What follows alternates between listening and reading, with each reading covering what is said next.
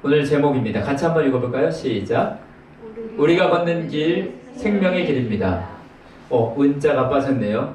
죄송합니다. 오늘 우리가 걷는 길은 생명의 길입니다. 다시 한번 해볼까요? 시작. 우리가 걷는 길은 생명의 길입니다. 네. 잠깐 영상 하나를 보고 설교를 하겠습니다. 소리 좀 키워주세요. Listen, I need the rent. I can't wait anymore. That's all the money that I have. Hey! Wait! You gotta trust me, all right? I trust you.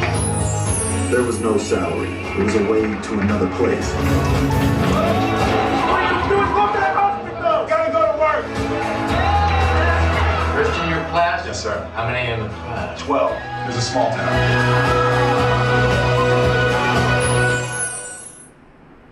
네.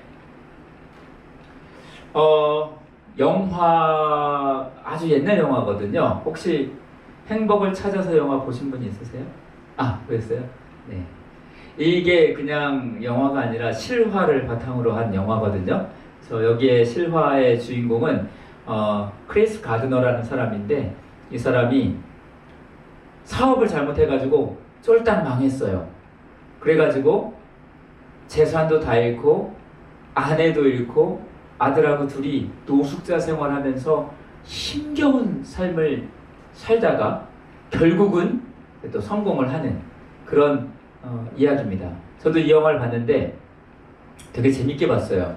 재밌게 봤고 하지만 그의 삶이 결코 평탄하진 않았고 굉장히 어려웠어요. 그 어려운 가운데에 결국은 이제 행복을 찾아 나선다. 사실은 사람들은 이러한 스토리를 좋아합니다. 주인공이 평탄하거나 그냥 노멀한 게 아니라 극심한 고통과 어려움 속에 있었던 주인공이 다시 딛고 일어서는 그러한 스토리들을 사람들은 좋아해요. 그렇죠? 그런데 그 역경과 고난의 이야기가 내 이야기가 되면 조금 상황은 달라지죠. 그렇죠?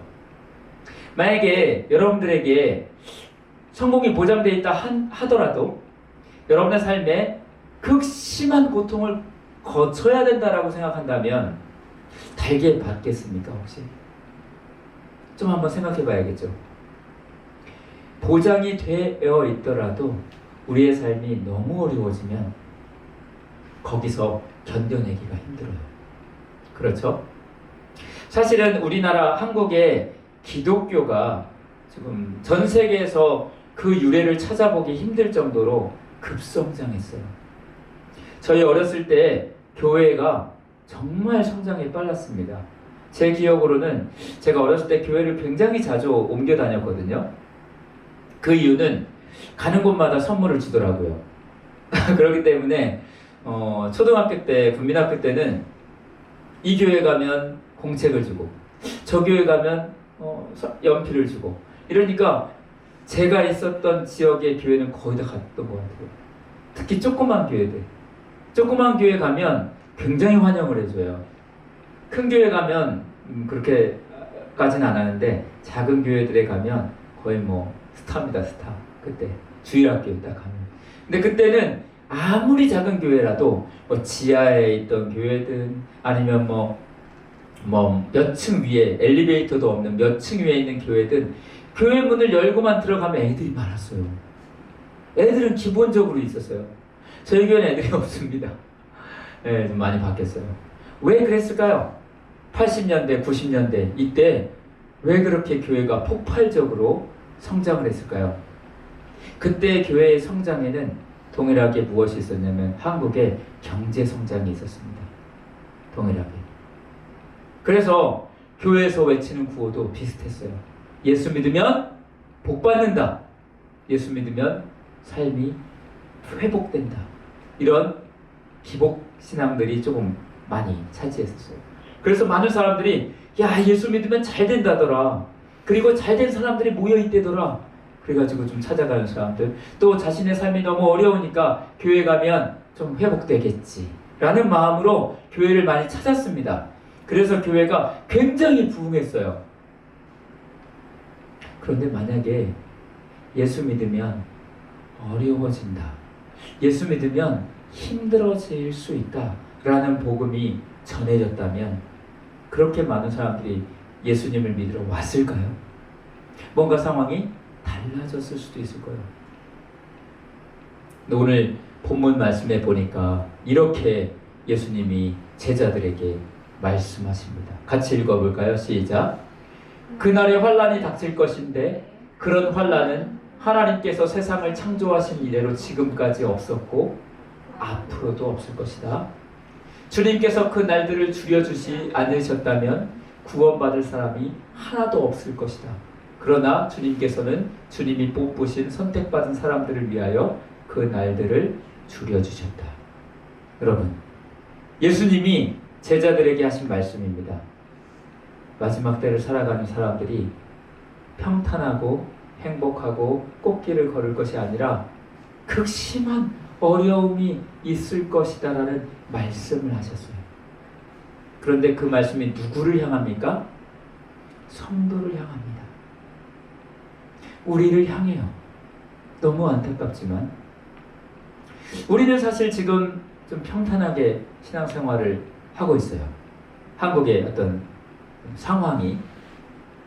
그러나 지금도 예수님을 믿기 때문에 어려움을 당하는 지역들이 상당히 많습니다.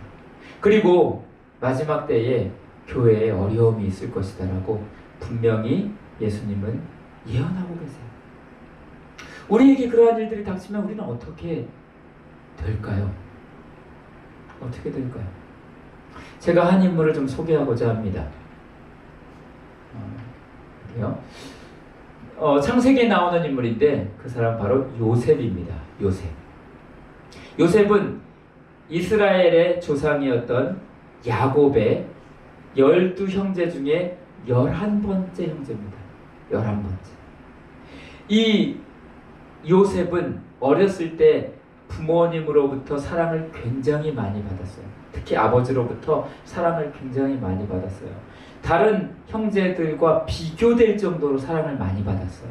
그래서 다른 형제들이 이 요셉을 시기했어요. 그러던 어느 날 야곱의 부탁으로, 아버지의 부탁으로 형들이 양을 치러 멀리 갔는데 안부를 좀 파악해라. 잘 지내고 있는지, 그리고 이렇게 먹을 것도 좀 갖다 주고. 그래서 요셉이 그 형들에게 찾아갑니다.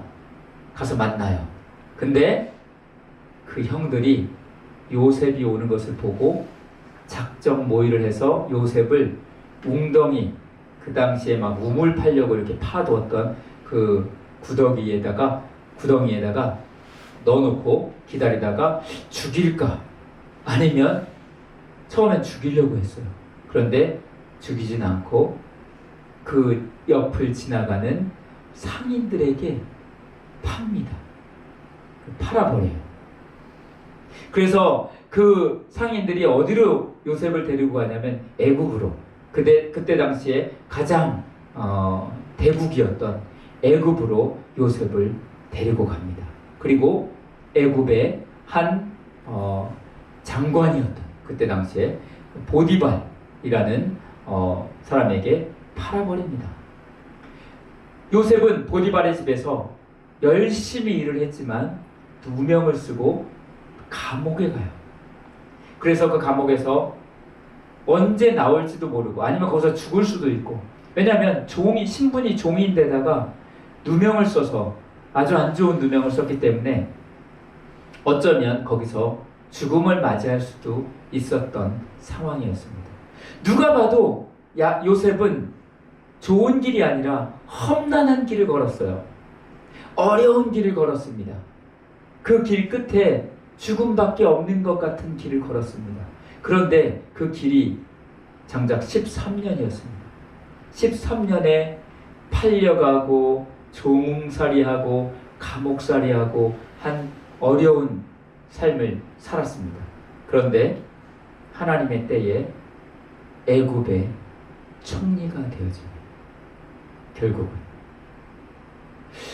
죽음의 길 같았지만 요셉은 결국 하나님의 은혜로 총리가 되어지고 자기의 민족들만이 아니라 그 주변에 있는 많은 사람들에게 생명을 주는 사람이 됩니다.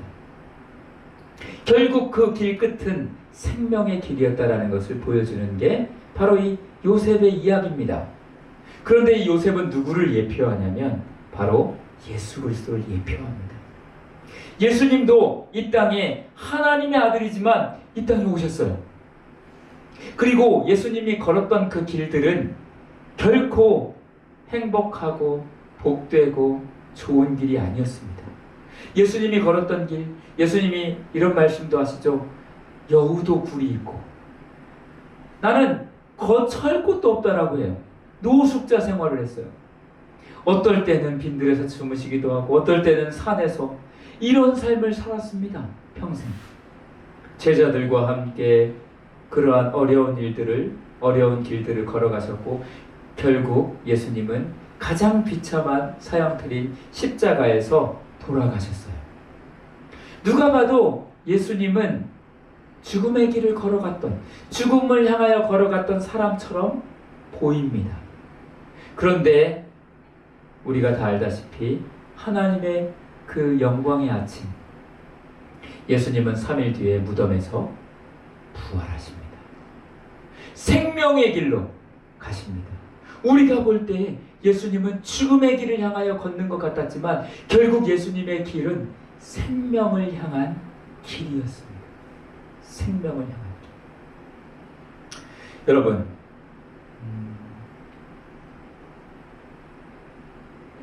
제가 좀 재생이 안 되죠? 제가 하나의 영상을 좀 보여드리려고 하는데,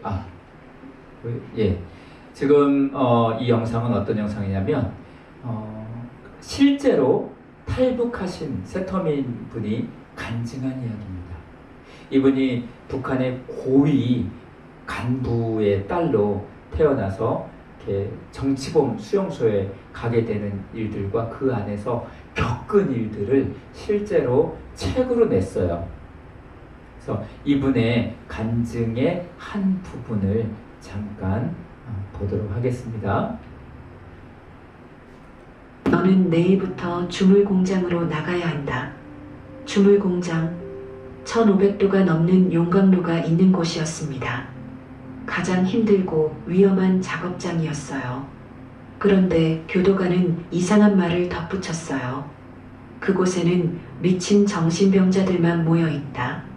당과 수령님을 믿지 않고 하늘을 믿는 미친 자들이다. 그 미친 자들하고는 절대 눈길 한번 마주치지 마라. 내가 그 자들이 믿는 하늘을 믿게 되면 내 목숨은 여기서 끝나게 될 것이다. 다음 날 아침, 저는 주물 공장으로 향했습니다. 공장 문을 열고 들어서는 순간, 저는 너무 놀라서 그 자리에 멈춰 섰어요. 열기가 확 밀려왔습니다. 숨을 쉬기가 힘들었어요. 공기 자체가 뜨거웠습니다. 그리고 그곳에서 움직이는 것들이 보였습니다. 사람이었어요. 분명 사람이었습니다. 그런데 사람 같지 않았어요. 머리에 머리카락이 붙어 있는 사람이 하나도 없었습니다. 얼굴은 해골 같았습니다. 이빨이 하나도 없었어요. 키가 다 줄어들어 있었습니다. 120cm, 130cm, 땅에 딱 붙은 난쟁이들 같았어요. 척추가 녹아내려 등에 혹처럼 튀어나와 있었어요. 몸이 다 휘어져서 앞가슴과 배가 거의 마주 붙어 있었습니다. 한결같이 모두 그렇게 육체가 망가져 기형이 되어 있었어요. 그들의 몸에는 옷이 없었습니다. 처음에 멀리서 봤을 때는 검은 옷을 입고 있나 했어요. 그런데 가까이 가서 보니 그게 아니었어요. 맨살에 시커먼 고무 앞치마 하나만 걸치고 있었습니다. 용광로의 뜨거운 불꽃이 앙상한 살가죽에 튀었어요. 그들의 피부는 한 곳도 성한 곳이 없었습니다. 마치 짐승의 가죽과 같았어요. 교도관들이 돌아다녔어요. 소가죽 채찍을 들고 다녔어요. 묵묵히 일하는 사람들을 사정없이 내리쳤어요. 맞아도 소리를 지르는 사람이 없었어요. 그냥 맞고 다시 일했어요. 그런데 더 이상한 게 있었어요. 그들의 눈빛이었습니다. 수용소의 다른 죄수들은 눈에 생기가 없었어요. 그런데 이 사람들은 달랐어요. 몸은 망가질 대로 망가졌는데 눈빛에는 뭔가가 있었습니다. 평화? 아니, 그보다 더 깊은 무언가. 어느 날 오후 공장 안이 쥐죽은 듯 고요했어요. 작업장 한가운데 수백 명이 모여 있었습니다. 교도관 2명이 눈에 핏발을 올리고 미친 듯이 고함을 치고 있었습니다. 수령님을 믿지 않고 하늘을 믿는 미친 정신병자놈들. 너희들 가운데서 단 한 사람이라도 좋으니 대열 앞에 나서라. 하늘을 믿지 않고 수령님을 믿겠다고 하면 자유세상으로 내보내서 잘 살 수 있게 만들어주겠다.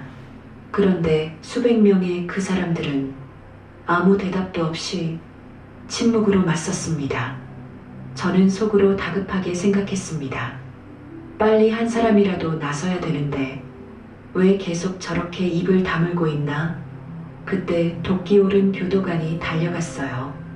닥치는 대로 8명을 끌어냈습니다. 땅바닥에 엎어 놓았습니다. 그리고는 2발로 내리밟았어요. 지시겠습니다. 순식간에 피투성이가 됐어요. 허리뼈, 팔, 다리뼈가 부러졌습니다. 그 사람들은 고통 중에서도 신음소리처럼 애타게 무언가를 불렀어요. 나중에 알고 보니 그건 주님의 이름이었습니다. 미쳐 날뛰던 교도관 2명이 소리쳤어요. 수령님과 당을 믿는 우리가 사는가? 아니면 하나님을 믿는 너희가 사는가 보자. 그러더니 용광로로 달려갔습니다. 펄펄 끓는 쇳물통을 끌어왔어요. 그리고 그 쇳물을 피투성이가 된 그 사람들 위에 부었습니다. 그 사람들은 순식간에 살이 녹았어요. 뼈가 타들어갔습니다. 그런데 비명이 없었어요. 살이 녹고 뼈가 타들어가는 그 순간에도 그들의 입에서는 노래가 흘러나왔습니다. 어떻게 이럴 수가 있지? 저는 이해할 수 없었습니다. 인간이라면 비명을 질러야 해요. 살이 녹는데 어떻게 노래를 부를 수 있어요? 그곳을 어떻게 뛰어나왔는지 기억에도 없어요. 그리고 얼마 동안 도무지 눈을 감을 수가 없었어요. 눈만 감으면 그 장면이 어른거렸습니다. 잠도 제대로 잘 수가 없었어요. 저는 그때 깨달았습니다. 무엇을 믿어야 하는가를 말입니다. 저 사람들이 저렇게 죽으면서까지 저렇게 믿는 하늘, 그 하늘이 뭘까? 도대체 뭐길래 저렇게 죽을 수 있는 걸까? 저는 그때부터 하늘을 찾기 시작했습니다. 너는 내일부터 네. 이 이야기가 지어낸 이야기가 아닙니다. 실제로 북한에서 일어나는 일이에요. 그리고 이분이 지금은 선교사님이시거든요. 책도 냈고 지금도 이렇게 이런 간증들을 하시는데, 사실은 저도 이 간증을 들으면서 많이 이렇게 눈물도 흘렸고 많은 걸 생각하게 됐습니다. 어떻게 저 분들이 그 죽음 앞에, 그리고 극심한 고통 앞에서도 신앙을 지킬 수 있었을까요? 무엇이 그들을 그렇게 믿음으로 붙들 수 있는 힘을 주었을까요? 우리는 사실 너무 평안한 가운데 예수님을 믿고 있어요. 우리가 교회 나온다라고 해서 누가 우리를 핍박하거나 괴롭히거나 그러지 않습니다. 그리고 내가 나오고 싶으면 나오고, 나오고 싶지 않으면 안 나와도 돼요. 신앙이라는 것 자체가 우리에게 유익이 될 때는 나올 수도 있고, 조금 우리에게 유익이 되지 않을 때에는 조금 내려놔도 되는 것이 우리의 신앙관일 수도 있습니다. 하지만 오늘 제가 꼭 말씀드리고 싶은 것은, 우리의 상황이 늘 평안하면 좋겠지만 그렇지 않을 수도 있습니다. 주님은 분명히 말씀하십니다. 환난과 고난이 올 것이다. 우리가 만약에 그런 환난과 고난의 때를 맞이했을 때 우리가 끝까지 이 길을 걸어갈 수 있을까? 우리의 길은 결코 꽃길이 아닙니다. 지금 그림처럼 우리의 길은 어쩌면 힘들고 어려운 가시밭길일 수 있어요. 세상 사람들이 볼 때 너는 왜 그렇게 살아? 라고 이야기할 수 있는 길일 수 있습니다. 우리야 노멀하게 신앙생활을 하고 있지만 어떤 분들은 자기의 가진 것들을 많이 기부하기도 하고 이웃에게 나눠주기도 하고 자기의 시간을 많은 사람들에게 헌신하며 쓰는 분들도 있어요. 좀 심하다 싶은 분들도 있어요. 자기의 삶을 많은 사람들의 봉사하시는 분들, 그리고 특히 외국 같은 데 이렇게 가서 직접 몸으로 일도 해주고 직접 의사분들도요. 한국에서 의료를 하면 편안하게 할 수 있는데 그런 어려운 지역에 가서 정말 힘겹게 의료 활동을 하시는 분들도 있습니다. 그러다가 병에 걸리기도 하시고요. 제 아는 선교사님도 방글라데시에 선교사로 가셔서 선교하시다가 병으로 돌아가셨어요. 저 중학교 때 저를 굉장히 좋아하셨던 선교사님이셨는데 그 선교사님이 저하고 같이 사진 찍은 것도 있어요. 얘는 방글라데시에 내가 데려갈 거야 막 이렇게 했었던 분이 있었는데 저도 지금도 기억합니다. 그 선교사님께서 돌아가셨다는 소식을 듣고 저도 참 마음이 많이 아팠는데 왜 이렇게 많은 분들이 남들이 보기에는 마치 고통의 길, 죽음의 길을 걸어가는 것 같은 그런 길을 걸어갈까요? 오늘 말씀해 보니까 27절에 이렇게 나와 있습니다. 그때 그는 천사들을 보내어 땅 끝에서 하늘 끝까지 사방에서 선택된 사람들을 모을 것이다. 우리가 걸어가는 길이요, 분명히 어려운 때가 있을 겁니다. 그러나 그 가운데서도 주님을 놓치지 않는, 주님을 놓지 않고 믿음의 길을 걸어가는 사람들을 향하여 예수님이 하신 마지막 말씀은 생명입니다. 저는 오늘 꼭 기억했으면 좋겠습니다. 여러분이 어떠한 환난과 어려움이 닥쳤을 때, 그게 현실이 되었을 때 꼭 기억해 주세요. 우리가 걷는 길은 죽음의 길이 아닙니다. 우리가 걷는 길은 생명의 길입니다. 결국은 주님께서 우리를 생명으로 부르실 것이라는 믿음을 가지고 우리에게 앞으로 다가올 어려움과 환난을 반드시 믿음으로 이겨내는 우리 모두가 됐으면 좋겠습니다. 같이 기도하겠습니다. 사랑의 아버지 하나님, 은혜를 감사합니다. 마지막 시대에 주님께서 우리에게 말씀하시기를 극심한 환난과 고난이 있을 것이다 라고 말씀했습니다. 우리가 지금은 평안 가운데에 신앙생활하지만 우리에게 닥쳐올 어려움들이 있을 수 있음을 주님은 말씀하셨습니다. 주님, 우리가 이것을 기억하게 하옵소서. 우리가 걷는 길이 죽음의 길이 아니라 생명의 길임을 깊이 느끼게 하시고 깨닫게 하시고 믿게 하시고 이 길에서 흔들리지 않고 주님과 동행함으로 끝까지 주님의 나라에까지 갈 수 있는 우리 모두가 되게 하여 주옵소서. 예수 그리스도의 이름으로 기도합니다. 아멘.